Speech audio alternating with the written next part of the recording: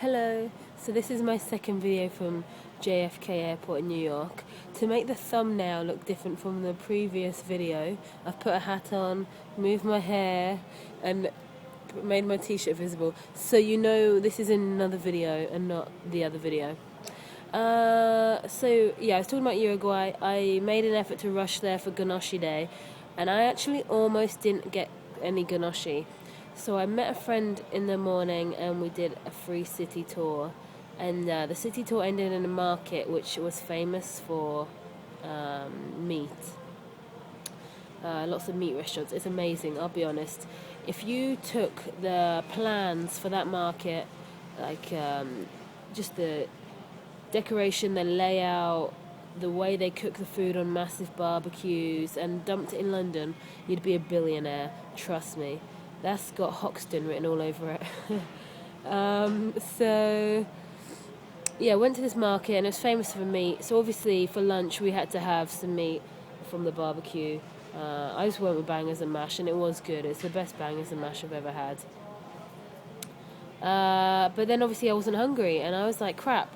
I was like, okay, fine, I'll have ganoshi for dinner. So about 5 p.m., 6 p.m. I'm walking around and everywhere has stopped selling ganoshi. I was like, what? So apparently ganoshi's a lunch thing. Luckily I did find one place selling ganoshi, but it wasn't very good, I'll be honest. It tasted like it was out of a packet. Whereas if I'd got one of the lunchtime cafes, maybe it would have been homemade. So that was a bit disappointing. But at least I had ganoshi.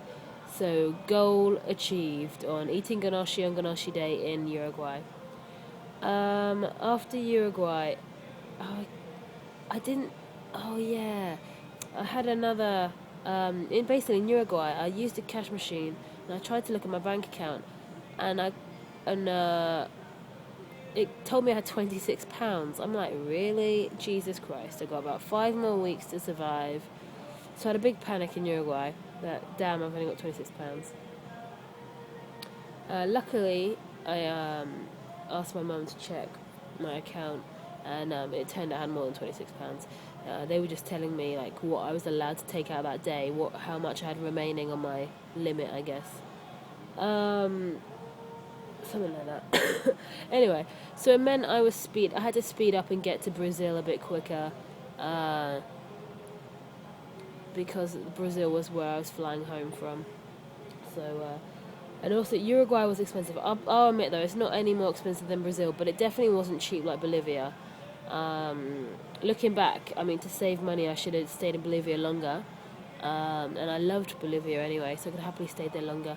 But when you're traveling, you always, at least me, you kind of want to keep moving. You don't want to miss anything. You want to see as much as you can. I mean, I'm not one of the rushing types who like do 3 countries in a month, but I still like to have some momentum. I don't completely stop and stand still, unless there's a volunteering project going on. I tend to stay maximum a week anywhere. So anyway, I picked the pace up in Uruguay. I went straight to Brazil, crossed over, went to a place called Port Algre. Well, I'm not saying it right. It's hard to pronounce, but to me it's Port Algre. To Brazilians it's something else. I think it's Puerto Alagaria, something like that. I went there and it was the strangest hostel I've ever stayed in. The second I checked in, I couldn't wait to check out. Not on a cleanliness level, though that wasn't high. It was the first weird thing about it was, firstly, it was an apartment. It wasn't a purpose-built hostel or even a house converted into hostel. It was an apartment in an apartment block. Sorry, I've got cold. My nose is itching. It was an apartment, so that was the first weirdness about it. As soon as I walked in, everyone was like 100%. Let's be friends, talk right now mode, and I was kind of like, I don't know what. It was like 1 a.m. I was like, please, I just want to sleep. I've been on night buses for the last couple of days or whatever. No, they turned out to be really nice people the next day when I had sleep behind me. I liked them. By the time I was like, leave me alone. Seriously, I had to have about 6 conversations which is 6 too many when you're tired, you know. So yeah, the fact that it's an apartment, the fact that everyone was 100% let's be friends mode, yeah, I didn't like that. But the next day, I think I went to a blocko with a couple of people, and that was really nice. Like, they were super friendly, like hanging out with me and stuff. That was cool. But I couldn't wait to leave. I'll be honest. Just because it. Well, I mean that's harsh. They wouldn't. Yeah. Okay. I can't. I don't know what to say. I was looking forward to leaving. There was nothing important I agreed to do. Yeah. No. And then I went to Iguazu Falls. Lovely, amazing. I would lean towards the Brazil side, I'll be honest. Because the Brazil side, you get the overview. I think that's a good view to get. I mean, I'm not going to knock the Argentina side. The Argentina side is amazing. Absolutely incredible. Phenomenal, actually. Some of the things like Devil's Throat. That's amazing. And then there's another waterfall which is phenomenal, and I just stood there and let the whole thing just soak me completely. You literally are right in front of the waterfall. It's incredible. That was incredible. But I like the overview you get from the Brazil side. The bigger picture, basically. I like the bigger picture. But you got to do both sides, basically, and do them on sunny days, if you can. After that, I went to Florianopolis, which is an island famous for its beaches. It was lovely. Yeah, I hung out at the beach a lot. The lake there is phenomenal as well. Absolutely gorgeous. I saw a friend from Manaus who was the volunteer coordinator for FIFA, so that was cool to catch up with him. We went to a lookout point, a mirador across the Florianopolis city. Amazing lookout point. Under advertised. I think the tourism agency really need to push it. But my friend was saying there weren't many frequent buses. That's why not many people go, because the bus is only once an hour.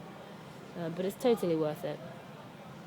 I just want to say actually about Iguazu Falls. I also went to a dam, the world's second largest hydroelectricity dam. Yeah, that was nice. It's called Itapui, I think, Itapui Dam. It's shared between Brazil and Paraguay. That was really interesting. Huge environmental loss, I guess, destruction. Which is a shame, but I guess it produces like 80% of Paraguay's electricity demands. Only 17 of Brazil's, but Brazil's a lot bigger. It's got a huge population and more more industry than Paraguay. So, but yeah, that was interesting. Never been to a dam before, so I crossed that off my list. You got to go inside and things, and the whole dam vibrates, which is cool. It's got really nice sound. I think I recorded it. I'll put it online one day.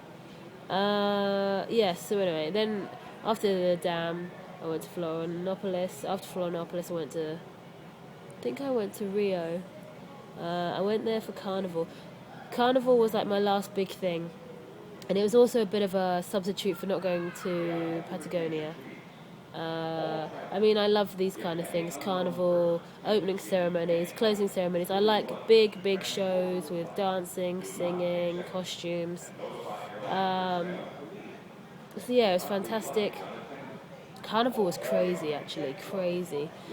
In the advertising for Carnival, the tourism agencies say it's the best party in the world. It really is. For about 4 or 5 nights in a row, I didn't go to bed before 3 a.m., which takes its toll, I'll be honest. Like, Carnival is tiring. It's lots of fun, but it's very tiring. And when we had our last party, which was Tuesday, the gay ball, after that, I didn't party once more. Financially, I was tired of it, and just physically, I was tired of it. Yeah, not that it was actually that expensive. Drinks, street food. 'Cause you basically party in the street during Carnival. You don't go inside clubs or anything.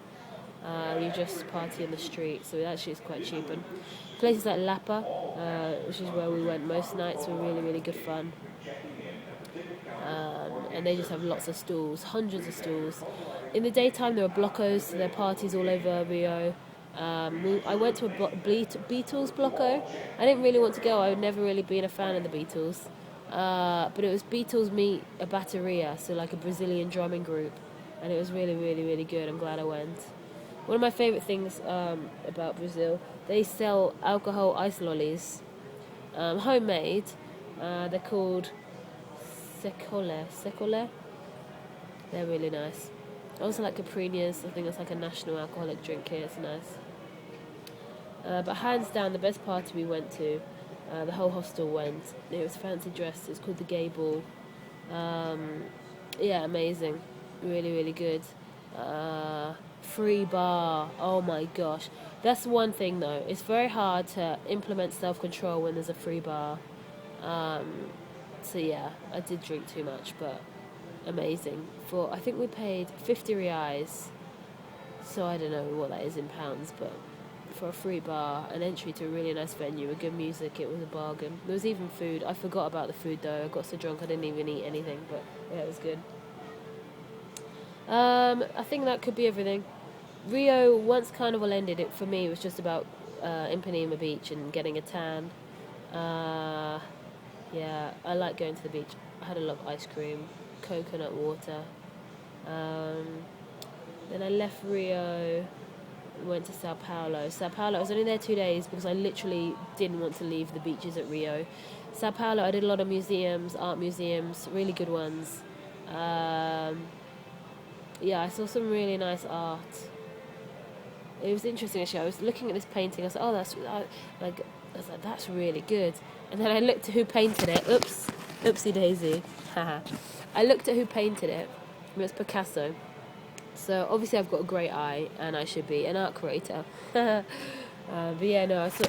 Oh no, it happened again. Argentina has really, really good top name art. No, not. Did I say Argentina? Sao Paulo, sorry. You just can't get the tripods these days. It's my bag and the armrest of an airport chair. So anyway, I think I'll stop there. Yeah, I'll make another video about Manaus. Okay, ciao.